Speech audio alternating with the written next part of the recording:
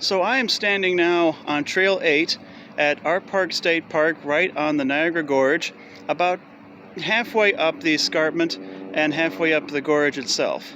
What you're seeing behind me here is a port right there, the space where the Lewiston-Queenston suspension bridge used to come out from.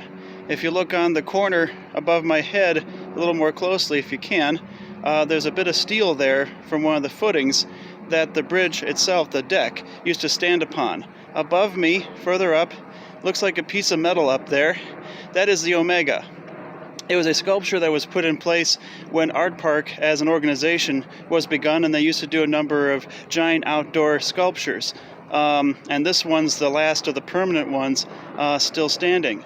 It straddles two stone towers that were made up of stone quarried out of the Bond Lake area, most likely, and I'll show you why when I get up there.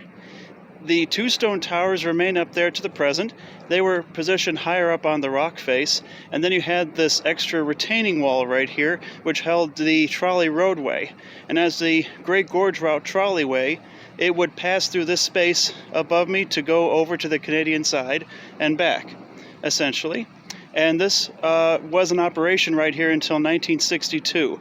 So one bridge or another actually operated from about the late 1850s through to 1962, with about a 40-year gap before the 1890s because of a shift in railroad practices and priorities.